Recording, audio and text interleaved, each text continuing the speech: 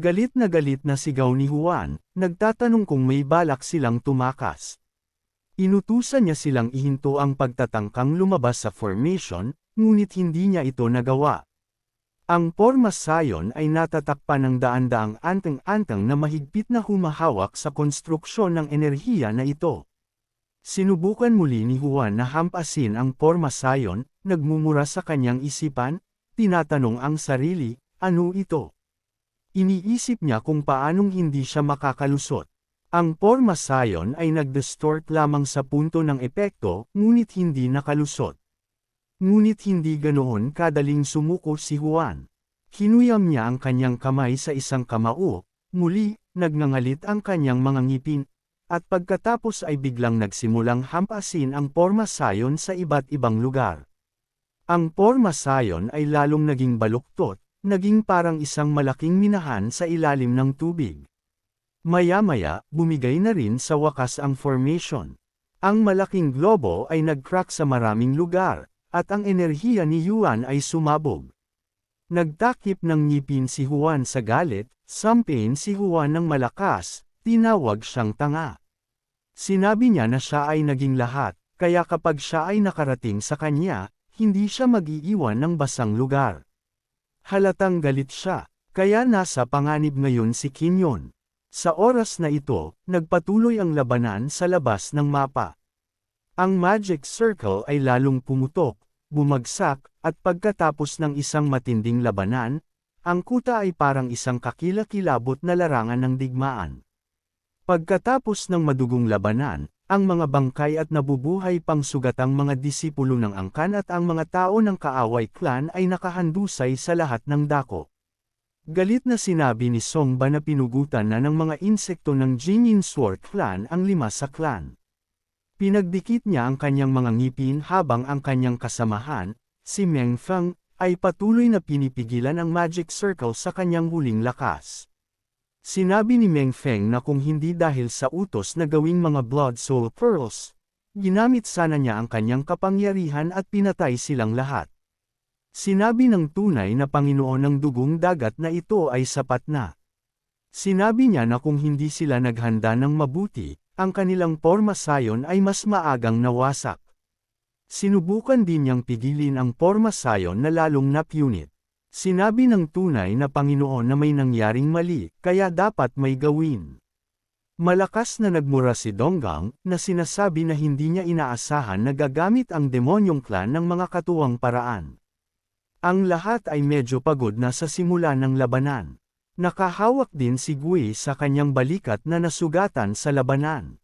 Aniya, sa anumang kaso, tinulungan sila ng alyansa at pinahina ang kanilang Porma Sion kaya tumaas ang kanilang oras mula sa 2 oras hanggang 10 oras. Naguguluhang tanong ni Donggang sa kanya, ano ang kahulugan nito? Sa oras na ito, ngumiti si Wenjian, iniisip na ito ay mahusay. Pagkatapos ng lahat, ang 10 oras ay higit pa sa sapat. Naisip niya na ito ay magiging isang malaking pagbabago para sa Kinyin Sword Clan. Naisip niya ang kanyang mga alagad na kanyang pag-asa sa mahirap na sitwasyong ito. Kabilang sa kanila sina Kinyon, Jiangdu Jianqing, Tianluo at Wan Lan. Nang maywa ni Kinyin ang kanyang mga kasama mula sa Bowfield, natagpuan nila ang kanilang mga sarili sa isang mataas na kagubatan. Itinakip ni Qingdian ang kanyang mga kamay sa kanyang likuran, na sinasabi sa kanila na huwag mag-alala. Pagkatapos ng lahat, ito ay isa sa ilang mga ligtas na lugar sa isang peach orchard. Nag-aalanga na itinapon ni Jiangdo ang kanyang mga kilay, nagtatanong, ano ang ginawa ni Shinaen?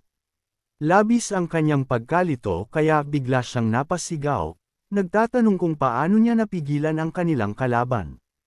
Lumingon si Kinyon, tinitingnan si Jiangdo sa kanyang balikat, inilagay niya ang kanyang kamay sa likod ng kanyang ulo, sinusubukang mag-isip ng magandang dahilan, at pagkatapos ay bumantong hininga, nagsimulang ipaliwanag na ang lahat ay salamat sa Nagel iligtas buhay na anteng-anteng na ginawa ng clan. Binigyan siya ni leader kanina, at hindi niya akalain na siya iyon kakailanganin nito isang araw. Pagkatapos ay tumahimik si Juan, sinabi na, sa katunayan, may mas mahalagang balita. Tumingin siya sa ibaba, patuloy na sinasabi na nag-iwan sa kanila ng note ang clan leader. Sinabi niya na si Zhao Rui pala ay isang especially iya. Ipinaliwanag ni Jingon sa kanila na ang buong Consort clan ay kasalukuyang nakulong ng tunay na pinuno ng Blood Sea. Kaya naisip niya na makakapagtagal pa sila ng mga 10 oras pa. Kinilabutan ang mga kasama ni Juan matapos marinig ang balita. Napatingin sila kay Juan, hindi makapaniwala sa sinabi nito. Gayunpaman, sumeryoso ang mukha ni Jingyun at patuloy na sinabi na ito ang dahilan kung bakit sila ang huling pag-asa ng clan. Dinaikit ni Wanglan ang kanyang kamay sa kanyang noo, malakas na minumura si Zhao Rui, tinawag siyang tanga. Ang mga ugat sa kanyang mukha ay namumuo sa galit, at pagkatapos ay naalala na sinabi ni Juan na may isa pang kasamang nakapasok sa kaharian na ito, ipinaalala niya ito kina Jiangdo at Kinyon. Lumingon si Jiangdo upang tumingin kay Wang Lang nang may magandang tingin habang siya ay nagpatuloy sa pagsasalita, nagtatanong, paano kung siya ay sinalubong ni Jian Qing. Kumpiyansa na sumigaw si Wang Lang na kaya pa niyang lumaban. Sumang-ayon si Jiangdo sa kanya, at silang dalawa ay nagtungo sa kailaliman ng kagubatan upang hanapin ang iba pa nilang miyembro ng clan. Kumpiyansa na tumugon si Kinyon sa kanilang pagkasumpungin, na sinasabing si Xinyan, na nasa ika-9 na antas ng kapangyarihan ng lila. Nasugatan sila ng labis na dinanas nila sa kanyang mga kamay.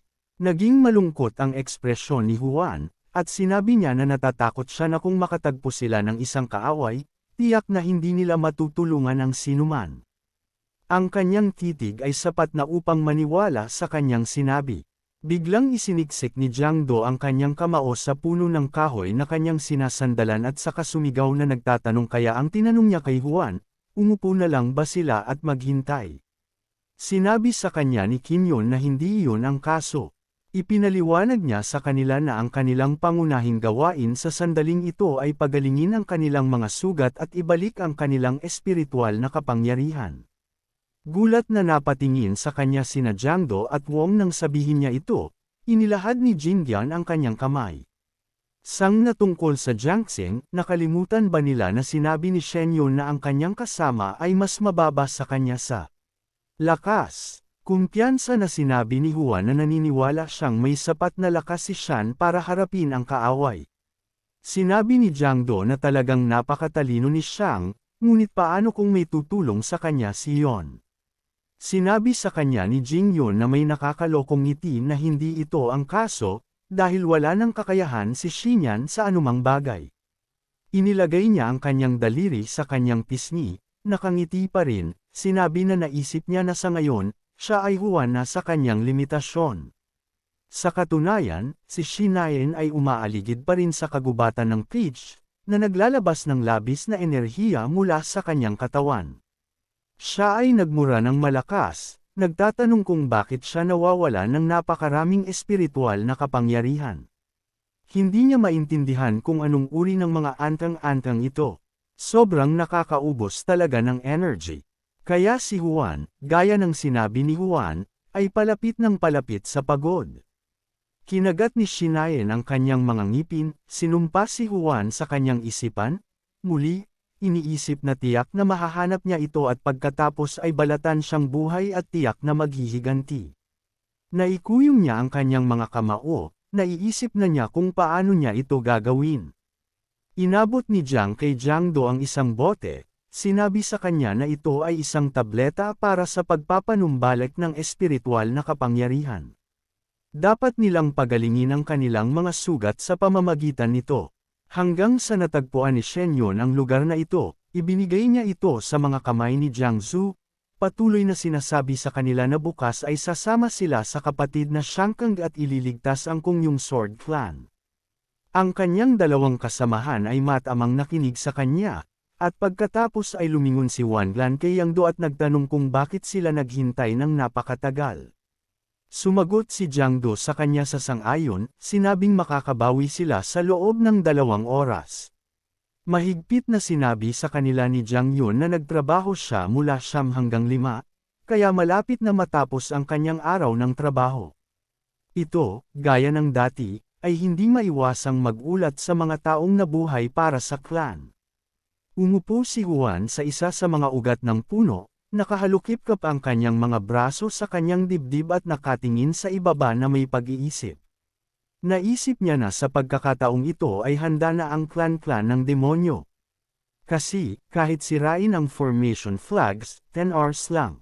Pagkatapos ng 10 oras, mababawi nila ang impormasyon, at ito ang magiging perpektong sandali para sa isang pambihirang tagumpay.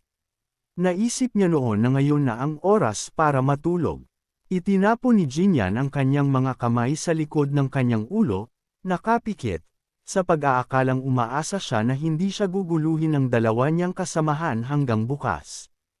Habang nagpapahinga si Juan sa ilalim ng puno, nagawa ni Jiang Xing na mabangga si Tianluo. Sila ay lumilipad sa tapat ng isa't isa sa itaas ng peach forest, naghahanda sa pag-aaway sa isang tunggalian.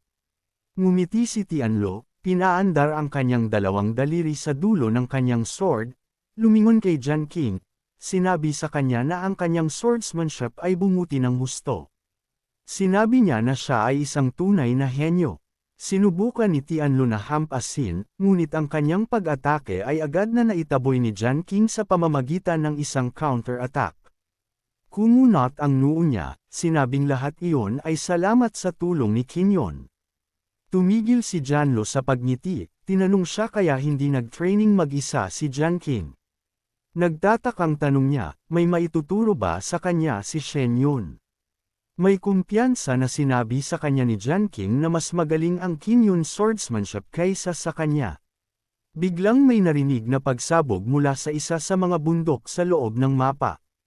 Doon agad napunta ang lahat ng atensyon ng mga estudyanteng nag-aaway.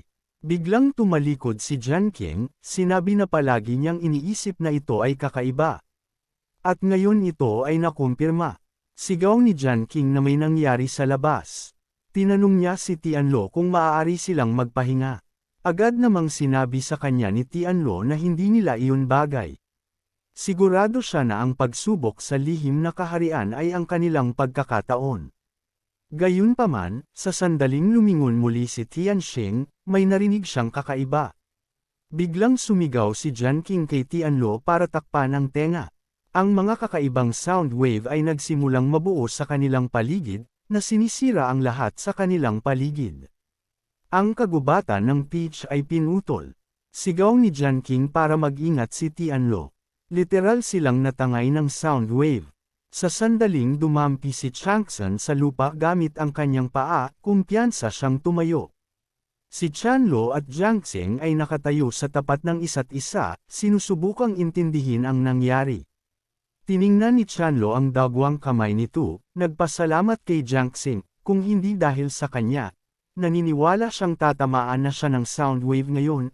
Sinabihan siya ni Jiang Xing na huminto sa pakikipag-chat, sinabing gagamitin niya ang espiritual na kapangyarihan upang pagalingin ang mga sugat. Sinabi ni Jiang Xing na ang iyong mga pinsala ay makakaapekto sa balanse ng Yuan. Idinikit niya ang kanyang dalawang daliri sa kanyang tainga.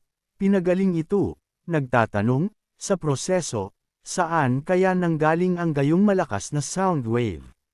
May umatake ba sa kanila? Muli siyang tumalikod, napansin ang presensya ng isang tao sa kanyang likuran, isang madilim na ulap ng enerhiya ang lumulutang sa hangin, at si Jianshan ay hindi sigurado, ngunit sinabi niya na may tao na. Si Meng Feng na ang unti-unting lumalapit sa kanila na may ngiti sa labi, ang mga kamay ay nakayakap sa likod niya. Sinabi niya na tila na-absorb nila ang kanyang teknik, ngunit iyon ay tulad ng inaasahan mula sa mga disipulo ng Kun Sword Clan. Si Tianluo ay nanginginig ng malakas, sinabi na ang kanyang enerhiya ay nakakatakot. Tinapon ni Jiang Qing ang kanyang mga kilay at tinanong kung sino siya.